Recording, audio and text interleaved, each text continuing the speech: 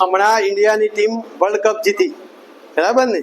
અને બીજો 2019ની world કપની final જે ઇન્ડિયા અને ઓસ્ટ્રેલિયા વચ્ચે નરેન્દ્ર મોદી સ્ટેડિયમમાં મેચ હતી, ઇન્ડિયા અને ઓસ્ટ્રેલિયા વચ્ચે 19 નવેમ્બર 2023ના દિવસે વર્લ્ડ કપની ફાઇનલ. આખો દેશ રાહ જોઈ રહ્યો. 10 મેચ જીત્યા હતા આપણે. કેટલી મેચ? એક પણ મેચ નતા જીત્યા, ફાઇનલમાં આવેલા. અને ફાઇનલ ઓસ્ટ્રેલિયા સામે હતું. આપણા વડાપ્રધાન પણ મેદાનમાં આવી ચૂક્યા હતા. 1,20,000 થી 25,000 લોકો મેદાનમાં હતા. 140 કરોડ લોકો સપનું જોઈ રહ્યા હતા કે આપણે વર્લ્ડ કપ જીતીશું. અને પેટ કમિન્સે આ જગ્યાએ આવ્યો, પીચને જોઈ, પીચનો ફોટો પાડ્યો અને પછી પ્રેસ કોન્ફરન્સમાં જાય છે અને એક સ્ટેટમેન્ટ આપે છે કે હું 1 લાખથી વધારે જે પબ્લિક મેદાનમાં છે એ મેદાનની પબ્લિકને હું શાંત કરી દઈશ અને 140 કરોડ લોકોને હું શાંત કરી દઈશ અને આ વર્લ્ડ કપ હું જીતીશ.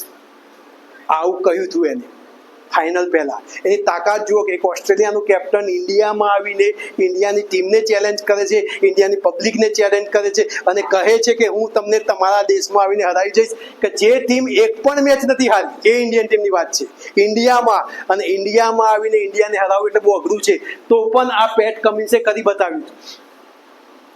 અને ઇન્ડિયા એ દિવસે હાર્યું હતું. બધા શાંત થઈ ગયા હતા અને લાખો લોકોના દિલ તૂટ્યા હતા અને લાખો લોકો લડ્યા પણ હતા. થયું હતું ને આવું 19 નવેમ્બરે.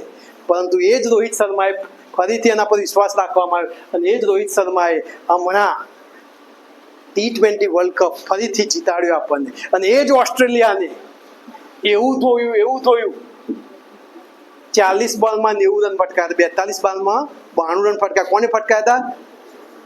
રોહિત શર્માએ જ ફટકાર્યા હતા. કારણ કે વર્લ્ડ કપ જીતવો હોય ને તો ઓસ્ટ્રેલિયાને હરાવવું પડે. કોને હરાવવું પડે? ઓસ્ટ્રેલિયા. અને કોને હરાવ્યું?